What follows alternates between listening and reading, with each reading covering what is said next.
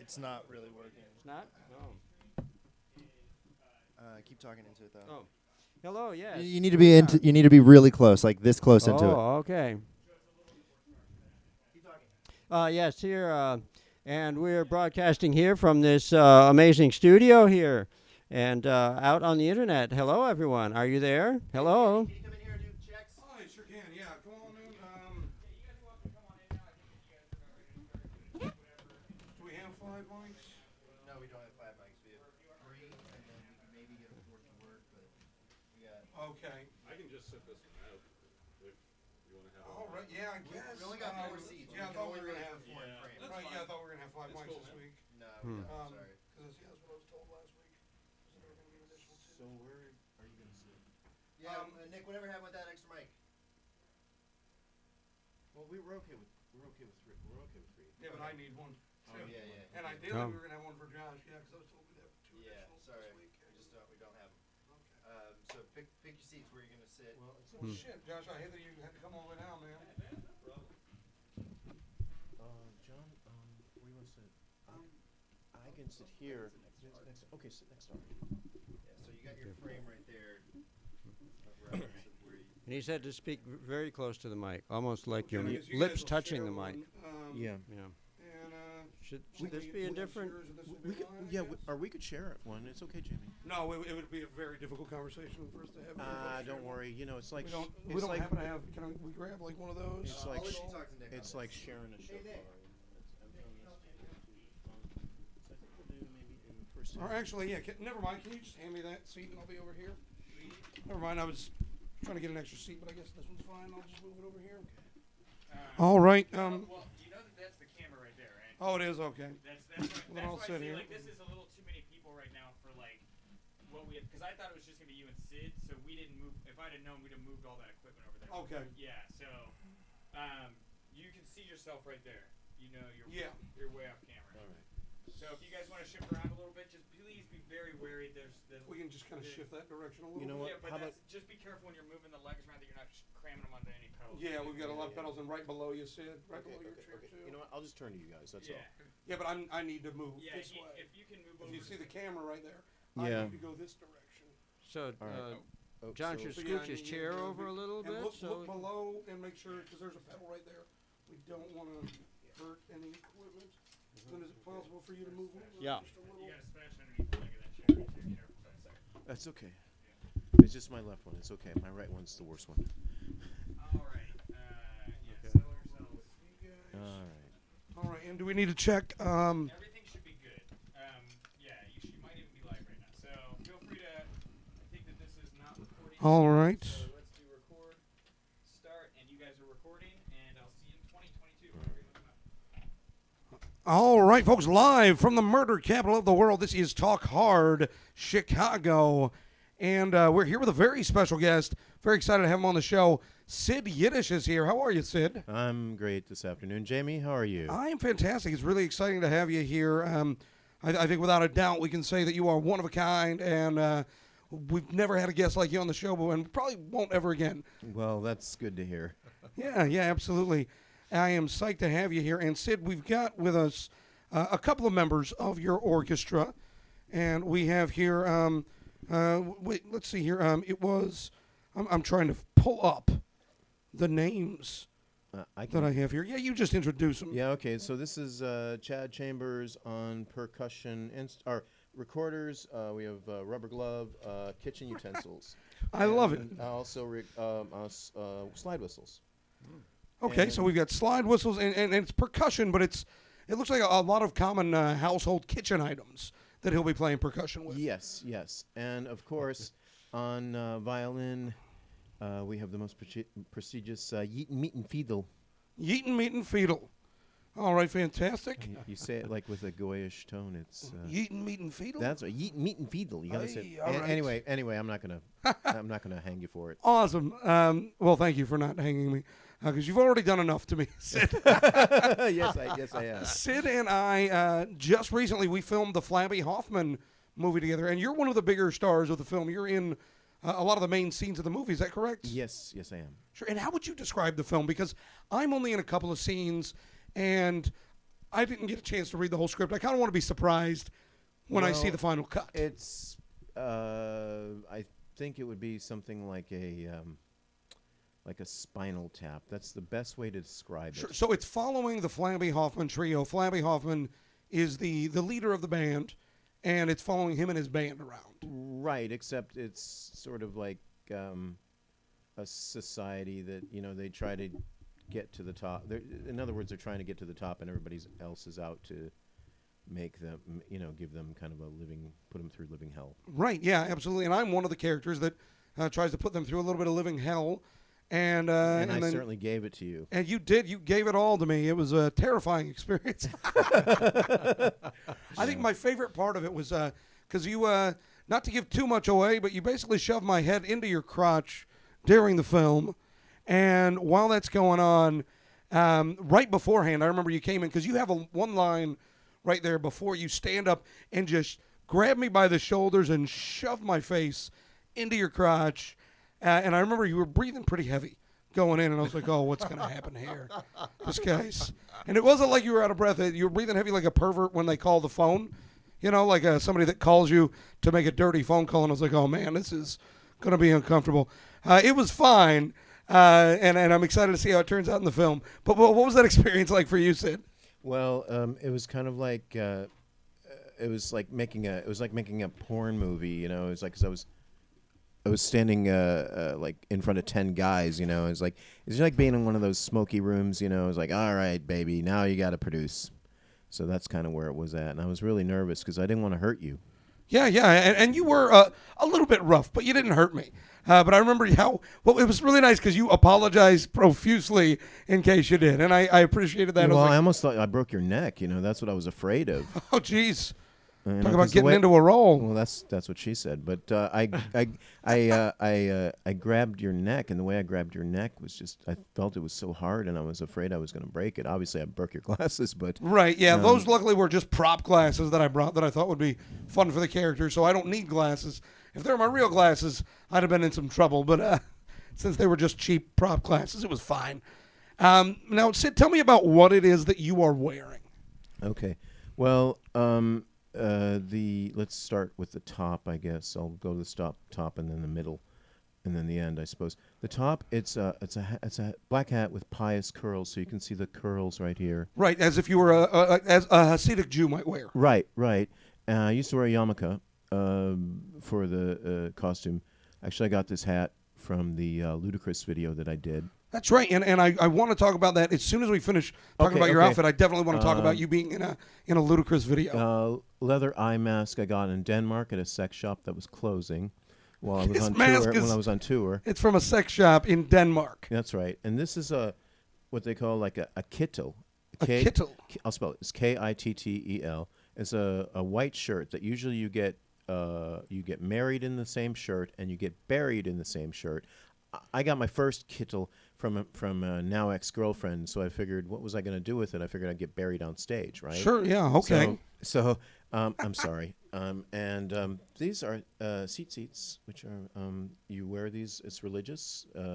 You wear them daily if you're semi-religious. I used to wear them on Saturdays because I'm maybe a quarter religious. Okay. These my matzah imprinted boxers. So those are boxer shorts, Yeah, but they're those are- imprinted like matzo balls or matzo No, crackers. Well, they're not crackers, but matzah. They are like a cracker. They look like a cracker, Yeah, but- like a big soda cracker. Yeah. Right. Yeah, exactly. Okay. And what is this around your neck? Oh, yes, I forgot about this. This is a leather brim. Got this in Denmark. Somebody gave it to me.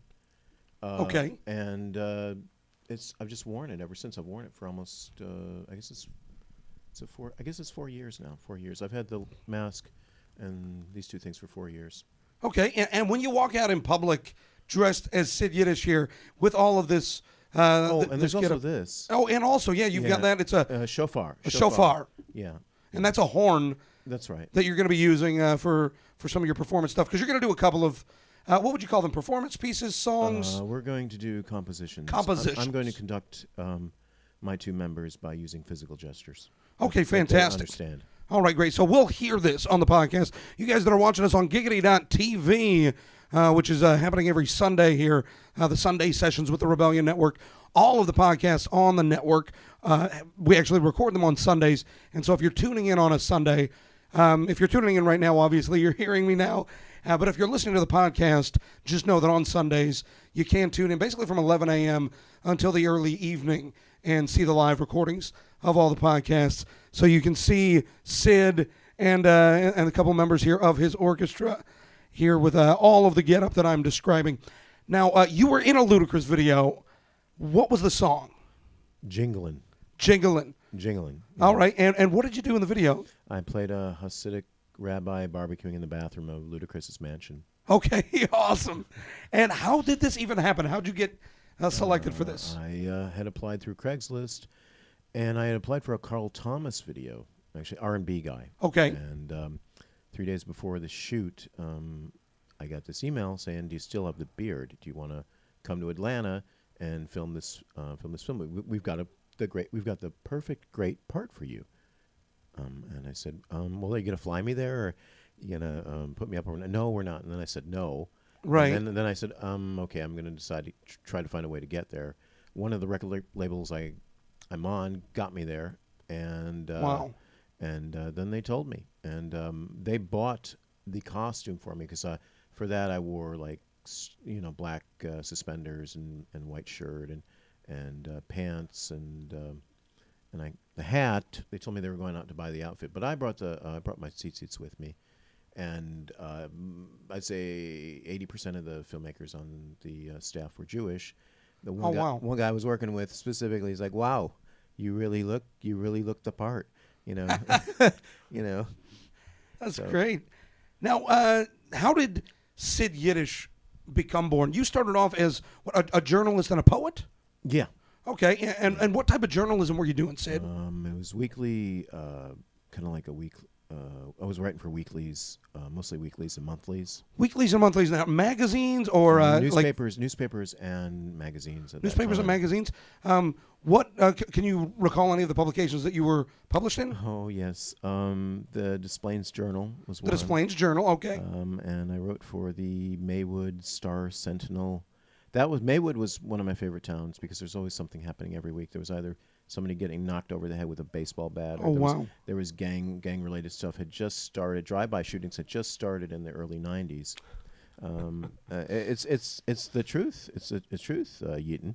It really is. Sure, a lot of gang films were coming out. Well- Then people would watch those and go, "Oh, we want to."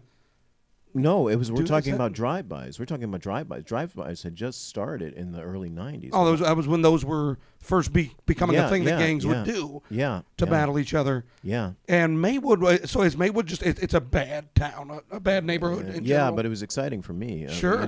But I got to know the police chief pretty well, so which is not always it's either can be a good thing or a bad thing. Right, but you were getting to know him because you were covering crime as opposed to doing crime. Yeah, and then I discovered that he was raised by Jewish parents. So he was adopted, and he was raised by Jewish parents. So I thought it was pretty cool. Right on. Now, what was your childhood like? What childhood leads someone to becoming Sid Yiddish? I suspect competition with my brothers and my sister. I have 3 brothers and 1 sister. Okay, and where do you fall age-wise? Age-wise, I am 52. I mean, between your I brothers see. and sisters. I see. Well, age-wise, all right. Age-wise, I'm in the middle. Oh, so you're the Jay and Brady of the family. Yeah, I'm where there's 2 Jan Bradys because my younger brother says he's a middle too. So Oh, yeah. so he likes to say so we're 2 middles. Sure. Now, are you still close with family? Well, the only one I'm closer with is my younger brother. Him and we share common interests because we both like music, and we're both DJs on a station here in town, on a community station here in town. Oh, really? So you are on the air regularly as a DJ? Yes. Cool. And where can we listen to you? Where do we tune in? It is QUE4.org, and my show usually runs Sundays from 4 to 7 p.m. I run an old-time radio show called The Radio Room. Wow. Now, on your show, do you play old-timey music or? No, it's old-time radio programs. Oh, really? Like Jack Benny, The Yeah. Shadow, yeah. Fantastic. I do salutes as well. Okay. And- What are salutes? Well, like salutes, like I'll be doing one in about a week to WGN. Oh, I see. You know, so then you'll play some classic WGN clips. Yeah, and stuff. This is stuff I found over the internet and I found through air check clubs and stuff like that. Okay, fantastic. Now, in addition to a journalist, when did you start writing poetry? When did that become something? At age 12. Age 12. Yeah. Cool. And I saw there's some video of you online. There's a short Sid Yiddish documentary. Yeah, it just came out. Really Yeah. excited about that. Yeah, it was really cool. It was kind of leading up to your birthday, and there is old VHS type video footage of you on a stage reading poetry, and it was kind of before the full evolution of Sid Yiddish had kind of come full circle, right? Yeah, yeah. And you go out and you're reading some poetry, and I really enjoyed the poetry, but it seemed like there was not much of a crowd that day. Can you tell me about that day? Well, from what I remember, that's like 20. Let me think. Okay, about 24 years ago. So that was in the 80s. No, that was in the early 90s. That was 91. Oh, 91. Yeah. I did my math wrong. Yeah, well, okay, that it happens. You're allowed to do that. Oh, good. Thanks. Yeah, you're welcome. So, it was just I was reading in between bands is pretty much what it was, and that was actually I think that was Free Fest. They had started doing Peace Fest, which I think you're familiar with. Sure. Peace Fest started in '86, but it had gone the way of sort of it was on a break. So they were doing Free Fest from about I want to say like 90 to 95, and then they went back to doing Peace Fest. Okay. Now, what was early reaction like to your poetry? Yeah? just like that. Right. Just like that. And what made you keep doing it? It's because what I liked. Yeah, it's what you liked. It's what I liked. I just kind of went with it. But I think when it kind of broke away when I was getting tired of, I was seriously getting tired of the scene. I was just tired of it. I think I got really tired of it after 99 is when I was on the, competed for the Slam team Chicago for the Slam finals. Right, was that at Green Mill? Yeah, Okay. Yeah, it was. And I got knocked out of the third round, and I was totally disgusted with it. Right, so like you prepared, and really in your mind you're like, I'm going farther than this, and it kind of, I imagine, just was disappointing. Right, and I like to say that the actors won. Oh yeah, yeah. It wasn't about the words; it was about the performance. Yeah, yeah. Sure, and because your performance is an important thing to you now. So, do you think that made you think in terms of how you're going to deliver your work? I think so. I mean, because I just went a different direction. I started taking voice lessons. I took voice lessons. I took piano lessons. Later in 2004, led to throat singing because I started taking throat singing lessons. So, Sure. What is throat singing? well, the short answer is it's Western overtones. It's intuit. I guess some people call it guttural music. I guess that's the best way to Sure. describe Okay. it. So it's coming from a kind of a deep down, Yeah, low inside. inside. Some people say it comes from the tachas, but Comes from the butt. that's right. Some people say that, but some people say it comes. Sounds from, like a horror movie. It comes from some the people butt. say well, yeah, that's another. Yeah, but some people say it comes from there. Some people say it comes from other regions of your body, Okay. some kind of cavity. All right. Um, Now you mentioned the poetry scene in the late was it the late 90s or the early 90s? I was in the poetry scene in the late '80s. Late 80s. What was that like? Because I don't know anything about the poetry scene at all. For somebody who has never been involved in the poetry scene, how would you describe that? Well, I mean, back then it was just. I think it was pretty much the way it is now. It's just very. It was very competitive and. Well, and how would someone even get started in the poetry scene here? Well, They come here, they have no idea. They've got some words on paper. You go to open mics. You go to open mics. That's what I was doing. I was going to open mics. I got my first big break at. I think when somebody didn't make it one night, I went. It was a place called Cafe de Falco, and that was on Armitage. I don't even know what's there now, but the host was Effie Mahopoulos, who's no longer with us. She died a couple of years ago. And she was hosting this open mic, and that's how I got my first break. So that was '89. Do you remember the piece that you did then? I remember one. Maybe might have been "Myth of a Dream," omitted from a Good Humor truck, but Myth of a Dream. omitted from a Good Humor. Omitted from a Good Humor truck. Yeah. Nice. I love that. I love that turn of phrase.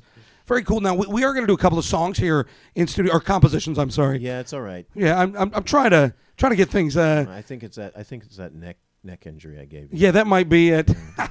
I think it's because this isn't something that I see often. I think that most people see often. It's a new thing, and Well, I think it's just I have to get used to it. It's just I'm just like a regular guy. You're just like a regular guy, my ass. Look, what about your ass? Oh, right, yeah, exactly. Just as much like a regular guy, like my ass. Because look, almost our shorts almost match. Almost. Yeah, they're match. close to matching. Yeah. I think that's about all that's matching. But that's great. You're one of a kind. And I want to hear this first composition. And what is it entitled? All right. Well, we want to do something based on everybody's talking about it in town, Carmageddon. Carmageddon. You know, it's about the Kennedy. I don't know anything about this. What is this? You don't drive. Do you drive? Do I drive? No, I do not. Okay. Well, Carmageddon. Carmageddon. I thought it was Karmageddon, and I was like, it's like Armageddon, but everybody's karma is coming back to them. Well, Maybe that's it too. It's a dumb concept that they overblow. Rebuilding a bridge. I think that's what they're doing at the Kennedy. They're rebuilding the bridge. Oh, okay. And because of that, traffic's going to be rerouted, and it's going to be utter hell on the roads. Right. So they call it Carmageddon. Carmageddon. So I don't want to miss a thing. yeah, it's all right. You won't. All right. Not with Well, us. let's check this out. And this is Carmageddon. Is that the title? Yeah. All right. With Sid Yiddish. You know, I almost that happens too a lot. It happens a lot. right now. Now, is your name inspired by Sid Vicious No, at all? it was It's not. actually inspired by a klezmer band out of Madison, Wisconsin, and Okay. they're called Yidvicious. Yidvicious. Yeah. All right. Well, fantastic. Let's go ahead and take it away. Sid Yiddish and two members of his orchestra. We are called the Candy Store Henchmen.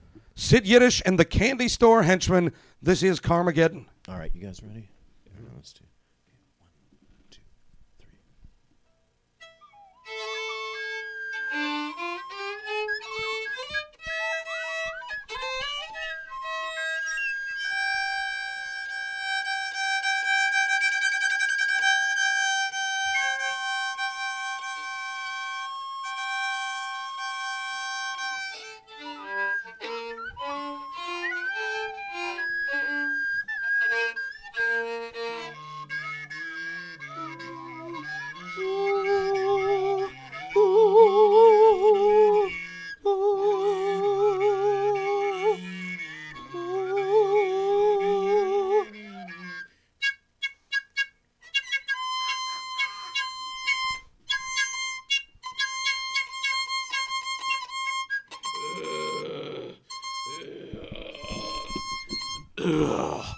Why is it taking so long?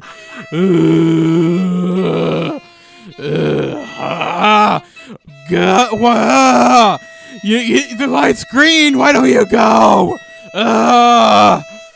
So slow. I'm never gonna make it.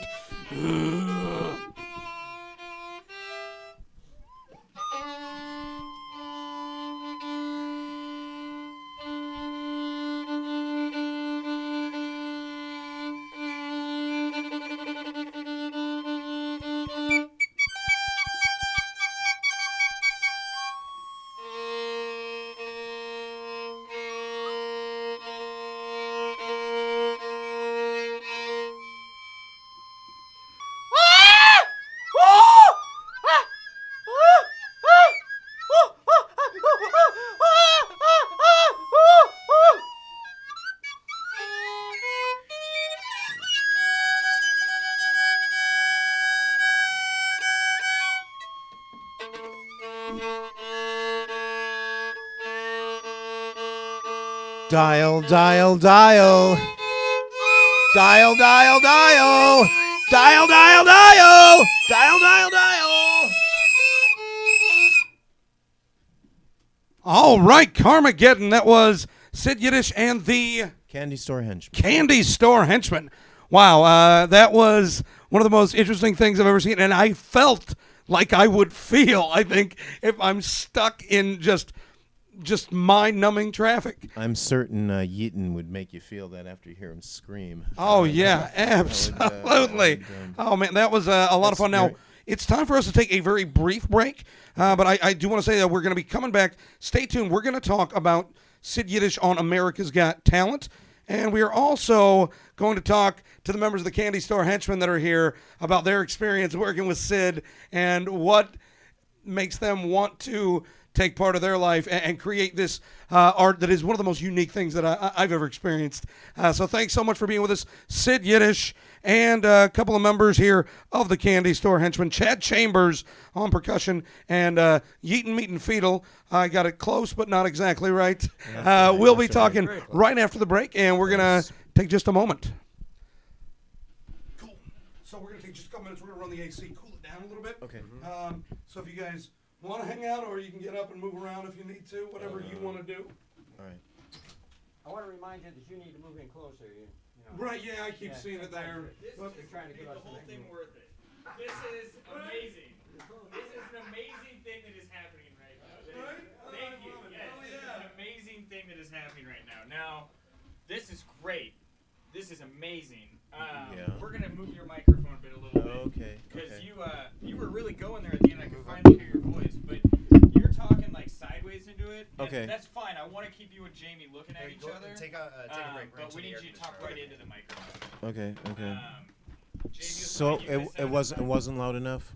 When you were doing the interview, Yeah. you were a little soft at points because like you were talking again. And I just want to move the microphone so you can talk get right up? into We're it. gonna turn Yeah. the air conditioner on in here. Yeah. Really good stuff, guys. Really good stuff. We were entertained in the kitchen. Yeah, so I'll show you. This is what the street looks like right now.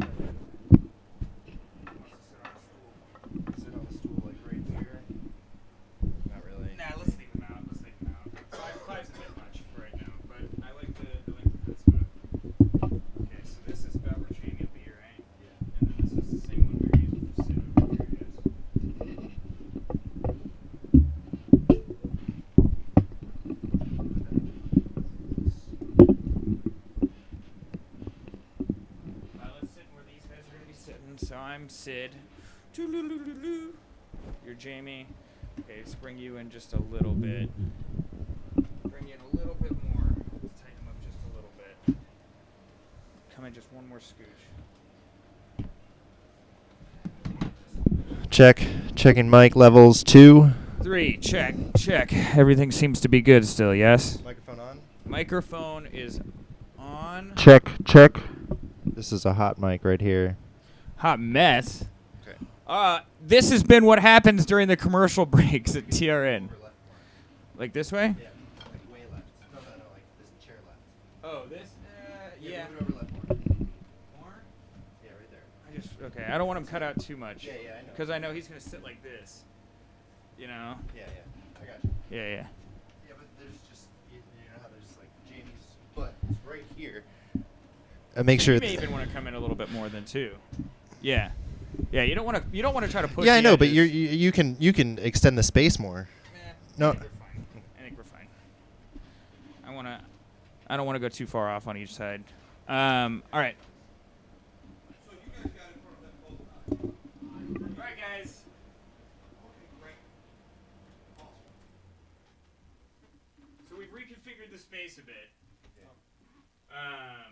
You have more space now. The edges. So grab your, you go back to where you were and, yeah,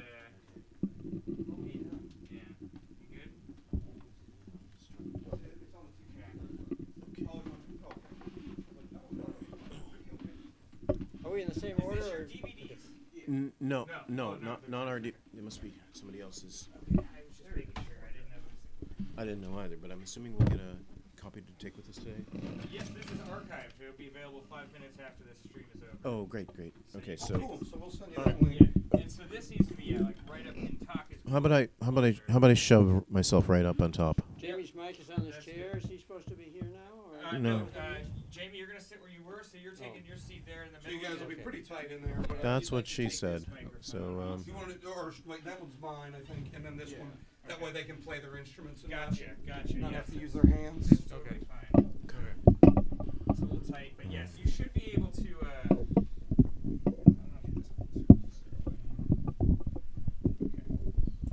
You should be able to just keep yourself in check. With you, Jamie, you just kept falling off to the side a lot. Right. So just try to. If you even want to move in the front a little bit and move that way to kind of juxtapose. Oh, that a helps. little bit. Okay. Yeah. Great.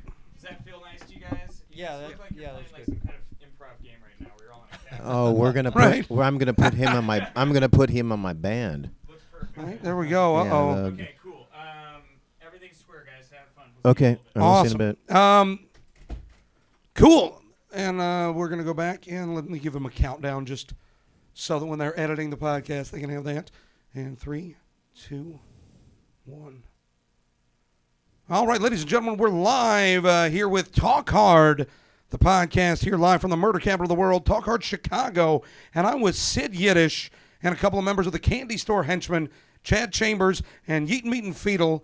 And you guys just played a composition for us entitled Carmageddon. Carmageddon. That's right. Carmageddon. Now, how would you describe this performance? You call them compositions, but how would you describe it? Would you call it music?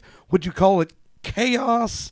Actually, the theme of my band is organized chaos, and it's really improvising. That's all they're doing. I'm conducting them using physical gestures. And You are, and it was they're- interesting because you'd flip up middle fingers toward them. The middle finger is high E, so that they understand that. Oh, okay. And so this, when Yeah, I do the this, what looks to me like you're just I know just going to town on a Johnson. well, that's what they say. But so this means sing into your instrument. Oh, sure, yeah. That's what I always tell people, know. too, when I'm this one. I'm this getting the is, old let me see if I can blowjo. Show it. Well, this one. This says leave and this- play lacrosse. No, this actually that we'll add that one. We'll add that one. No, this one is like the grave diggers dig. So that means play your instrument kind of slow and serious, like you mean it. But usually I'm pointing it downward. But in this case, since we're so tight, I have to do it upward. So they know what it is. But there's over 70 signals, these gestures in my system, Okay. my repertoire, and they know. I think you know all of them. Most of them. Cool. Oh, Let's get the yeah, mic here yeah. for you. All right. And actually, let's take a moment here. I want to talk to Chad Chambers. Chad, how long have you been a member of the Candy Store Henchmen? I've been a member ever since the formation of the band, which was probably in December 2010. Yes. Wow. So over 3 years. Yeah. Heading closer into 4 years. And how would you describe what it is that you do? What I do is mostly little instruments. That's a term that started being used like in the 70s with sort of some of the free jazz groups like Art Ensemble of Chicago. They would just do little instruments, which is like, small percussion instruments, some little knickknacks, doodads, toys, Sure. what have you. Now, how did you get started playing with Sid? Did Sid come to you? Was there an open audition? Oh, actually, we had a mutual friend who had both of us in his band, and that eventually fell apart. Okay. And how did it fall apart? Creative differences. I can't imagine there being creative differences with Good what answer. Sid's Good doing answer. and then Good some answer. other group. But anyway, after that band fell apart, Sid decided that he wanted to start this new band, the Candy Store Henchmen, and he invited me into the group. Cool. Now, do you ever invite friends out that have not seen you guys perform live? How do you describe this to them? I tell them we do improvisation. It's conducted improvisation. It's hard to explain to people who don't know what they're getting into, but Yeah, what would have been? I imagine that you've had some people come out to see you guys, and they're like, "This is not what I thought I was coming to see." Has that ever happened? yeah. Oh yeah. And what have been some of the negative reactions that you've had? Well, we got booed off stage at a show once. Where was that? There's a venue called the Orphanage in Bridgeport. This doesn't seem like a something that the Bridgeport crowd would be that into. That's where Mayor Daley lived. It was. I think a lot of the crowd liked it, but a lot of people didn't like it. And there was one woman in particular who was very drunk. Oh yeah. And kept yelling at us. She would yell "good night" at every possible opportunity. She's trying to be polite to get you off, but also rude. Yeah, Good night. Yeah, they ran the lights on us. They kept flashing lights on us, and then they shut the power down. Yeah, they Wow. they actually sent someone up to tell us like, you're driving people away. You have to stop now. Wow. Have you ever been written up in any reviews as a band? I know Illinois Entertainer magazine reviewed one of our CDs. What did they have to say? They didn't like it. Sure. Well, and I imagine a lot of people don't get it, that don't like it. What do you remember anything that they actually wrote? Any of the words? Actually, you're referring to that other. Yeah. Not Candy Store Henchmen. It was Sid's project with the Clean Boys. Yeah, Clean Boys. But that's no. We actually were written up in. I'm trying to think if we've actually been written up. I don't think we have been written up anyway. We've had some articles on us and things like that, but I don't think there's been any review of anything. Now, do you guys have somebody that's like your number one fan that tries to come to as many of your performances Well, as I'll can? tell you, my number one most rabid fan is in Adelaide, Australia. Really? Yeah, and he will anytime I have a show or I post it or something, he bought a CD. He bought our CD. Do you remember his name? He's going now by Justin Underwood. Okay, great. I just thought because if he's such a big fan, he's probably going to be listening, and maybe give him a shout out. Yeah, hey Justin, I know if you're listening there. I think it's the next day because they're 18 hours ahead. Okay. Yeah, so it's probably. Let's see if it's from here. It's already in the morning. It's very early morning. It's Monday. There. He's got a case of the Mondays already. Yeah. And I want to say he's about 19. So about 19 years old. Yeah. And you've never met him. He's never come to the States. No, but he gets almost all of our music. If I don't post it online, he'll buy it. Great. And how did he find out about you? You've toured internationally. Right? Yeah, but he did not find out about me that way. I'm on another label called. Let's see. I don't know if I could say it. Can we use language. Yeah. Absolutely, you can fucking cuss Oh, right. Okay. all the good, shit good. you want. All right. Good. Well, there's this label that I'm on called Trash Fuck Records. Trash fuck records. Yeah, and that's how I found out about Now, me. what do they usually put out? 'Cause I imagine you're a unique artist on their label. Noise. They put out a lot of noise, spoken word, electronics, weird stuff. Just almost anything that doesn't doesn't sound like rock and roll per se. They put out a lot of. He puts out a lot of Awesome. weird Trash stuff. fuck records. And so they organized the tour. And who did you tour Well, with? it wasn't a tour. Oh, it wasn't? No, it was not a tour. Oh, you're talking. Okay, we're talking. We're splitting things here. Clean Boys was with Denmark. It was in That Denmark. was okay. That was in 2010.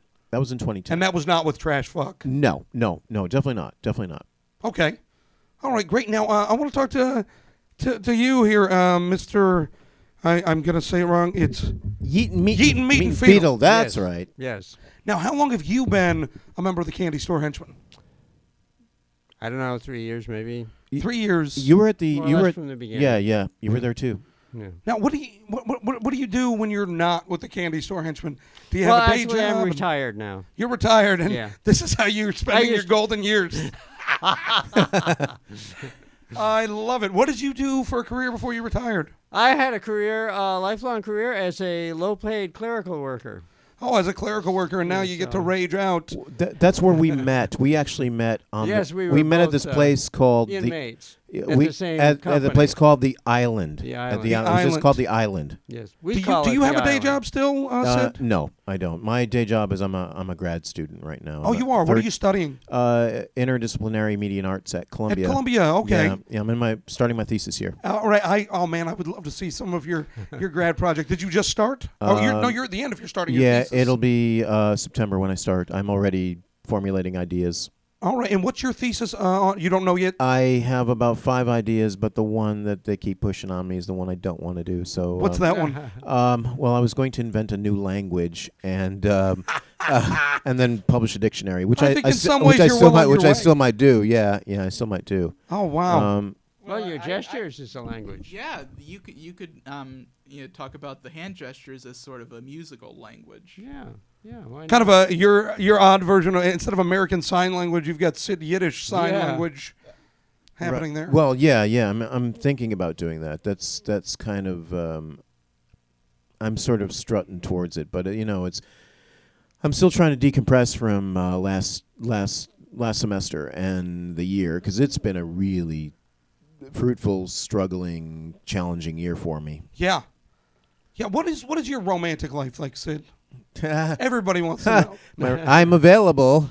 Really? You're not snatched up? No, I actually just broke up with somebody did? on Friday the 13th of all Right. of all Now, days. how do you go about meeting women? You don't strike me as a guy that casually goes up to ladies at bars or nightclubs. Are you trying to set me up, Jamie? I might be. Oh, We'll see. you're not asking, are you? I am not. I'm not Okay, well, asking. okay. I mean, I might be swayed later on, but it's okay. sure. Are you are you a romantic, like gentle lover, or are you a hard, fast, guttural kind of a guy? How do you like your sex, Sid? Ladies out here that are listening want to know. I like it every way possible. Every way possible. What's the weirdest thing you've done with sex? Let me think. Well, I imagine you sweat a lot during sex. I do. yeah. I sweat a ton. I've got my buckets of sweat are at home. I've got them collected in my good. refrigerator. Sure. I would not be surprised if that I was use true. them sometimes for performance. Sure.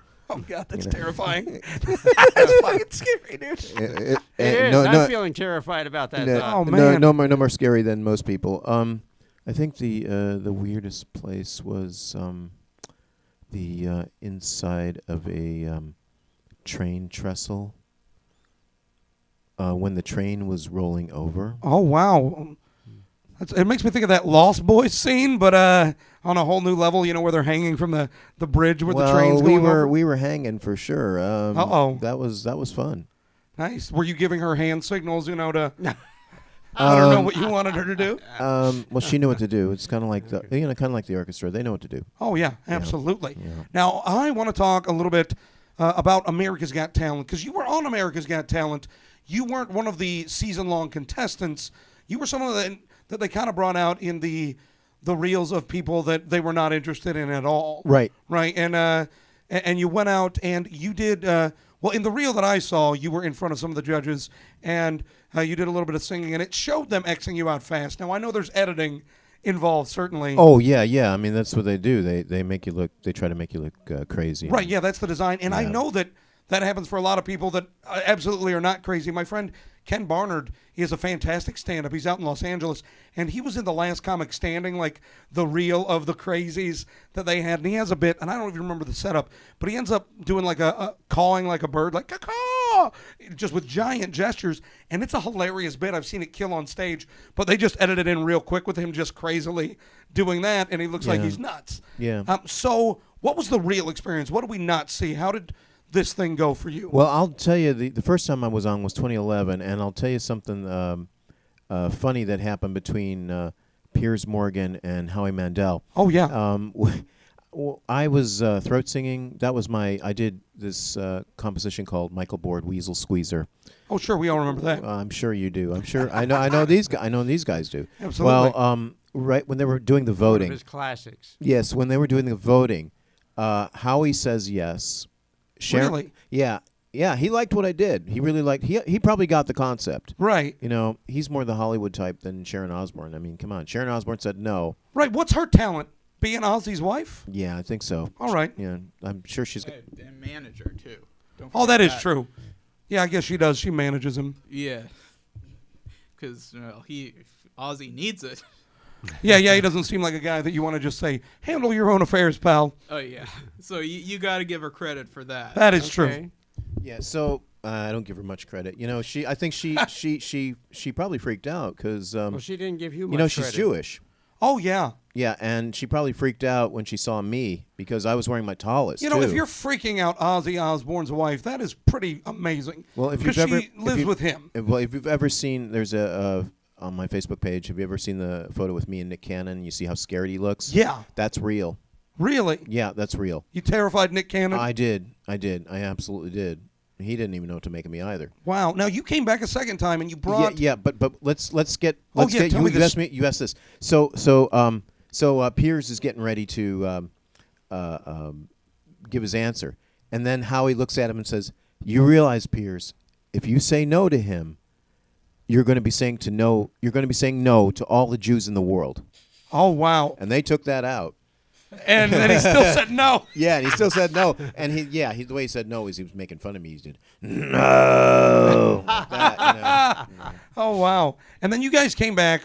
You were with Sid the second time.